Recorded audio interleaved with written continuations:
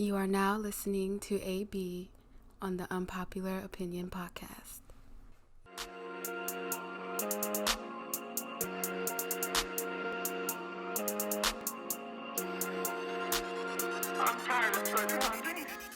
What's up, everybody? Welcome back to another episode of the Unpopular Opinion Sports Podcast. I'm AB. And it's your boy Red Cup Shouty. And we have another special recap episode in store for y'all. We are going to cover Week 3 of some of the games, the Panthers and the Chargers, the Seahawks and the Cowboys, the Bengals and the Eagles, and our key takeaway moment from Week 3. So let's go ahead and get into it. Pat, what's up, boy? While he drinks What up, his what cup. up? So Panthers and the Chargers. The Panthers won 21-16. Tell me some of your takeaways from that game. That game was tough. It was a bad-looking game for both teams, honestly, in my opinion. I didn't like the way either one of those teams were looking. Justin Herbert had a nice stat line to finish the game, but he had a nice drive going at the end, and the Panthers were able to stuff him, make him force too much time off the clock. I like the way he looks going forward, but right now I just don't know if he's the quarterback for the Chargers to be competitive, especially not in the AFC West. Well, they putting a lot of trust in him. He had 49 attempts last week. Not a lot of carries for the running backs, you know what I'm saying? And for a young quarterback, you want to make sure that he has that key running game that he can run play action off of, or just keep the pressure off him, you know what I'm saying? Don't get him rattled. Mm-hmm. You know that's what they want to do to young QBs, defensive coordinators, send the dogs at him, you know what I mean? So he has to, I think they need to keep his attempts down. I think they're putting their full trust in him, trying to give him the full playbook, but that's a lot of pressure to put on a young kid. Especially when he didn't come into the season being a starter. And another thing that I also noticed from that game, though, is that the game wasn't in their favor. The only lead they had was when the score was 6-7 because the Panthers had kicked 2 field goals, and then they got the lead. So, teams are a lot more pass-aggressive when they're losing. But like you said, if they wouldn't have got so pass-aggressive, maybe that running game would have been able to stay in because Joshua Kelly and Austin Eckler do a great job running the ball. Yeah, and I like Austin Eckler a lot. I mean,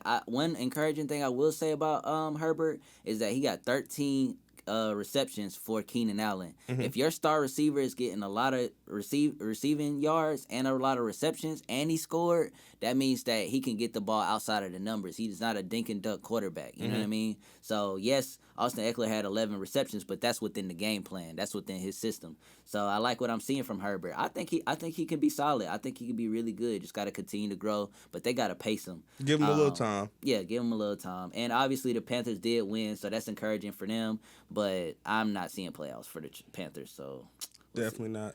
All right, so next game, let's talk about the Seahawks and the Cowboys. What are your takeaways from that game? Dak Prescott does not deserve that money. Point blank, period. He had a great game. His numbers looked amazing. He's always a stat pattern, you know that. But when the game came down to it, what I saw, and I kind of support the Cowboys, so this hurts my heart to say, but Dak Prescott didn't get the job done, man. He didn't get the job done. The Seahawks gave him a chance to come down the field and score with time expiring on the clock, and he didn't get it done. Threw a pick in the end zone at the end on a dummy play where, yes, he escaped the sack and extended the play, but he threw a jump ball where the Cowboys were outnumbered. Another game where Ezekiel Elliott did not run well, 14 carries for 34 yards. And I understand you can't keep pounding the rock and hoping for it. But for a guy like Zeke, he got to have 20 to 25 carries. Mm-hmm. Like, every game. Like, I know it don't look great, but if he busts off a 60-yard run, now his stats look like 15 carries for 90-something yards. That looks a lot different. So sometimes that's all it takes is just that one run. Feed me. And with them having the O-line that they have, I know they have some injuries on the O-line, but they still have a pretty solid O-line. You got to give Zeke the ball because you can't have Dak throwing the ball 57 times. Mm-hmm. He can't outshoot Russell Wilson. It's not happening this year. And, my boy Metcalf, who's on my fantasy team, dropped the touchdown. Well, he didn't drop it, but he gave up too soon. Like, come on, he thought he had it. So he made up for it at the end with the game-winning touchdown. But I'm encouraged by what we're seeing with Seattle. They looking like a force.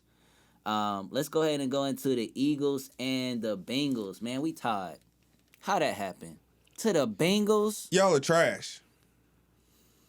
I can't even disagree right now. Trash. Is Wentz the problem, though? Yes.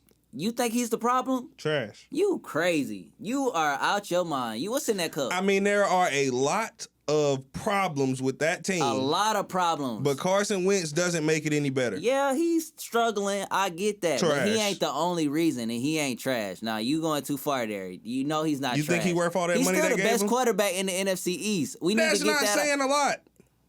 He's better than Dak, but a lot of people think Dak is a top 5 quarterback for some reason. Dak's a stat pattern. Well, that's all we got to say about that. But we tied. We got to be better, man. I think our injuries, bro. We talked about this in the extended podcast. Be on the lookout for that. We just got a lot of injuries, bro.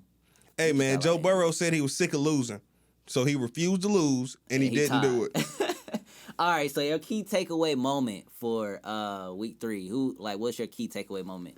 A key takeaway moment that I got from week 3 was definitely the Chiefs trouncing and pouncing on the Ravens. I don't know how it happened, but it did. That game was ugly. I don't care what the scoreline said. Their only touchdown in the first half was off of a kick return. That is terrible. Lamar Jackson had 35 yards at the half. You can't win with your star guy doing that. He has to do more. Yeah, he played really bad. I can't even defend Lamar on that one. That was just a really bad game, and I think they are a little intimidated by the Chiefs, man. They keep losing to them. They really having struggles, so I definitely agree with you there. My takeaway is the Bills. The Bills look really good. I really like what they got going on over there. It's solid, man. Like, I really like, the Bills system. Josh Allen looks like an MVP candidate. Like, it looks like, the Bills can go a long way if they keep building on what they got. And one last thing, Falcons suck. Well, we already knew that. Yeah. All right, well, thanks everybody for tuning in. We appreciate it. We are in Vibehouse Studios. Y'all can donate below with the Cash App and Patreon down below. And you can follow us on Instagram. Whatever y'all choose to do, we appreciate the love and support. Thank y'all so much for kicking it with us and continuing to tune into our shows. But be here for us next time, man. We're going to continue to get this going.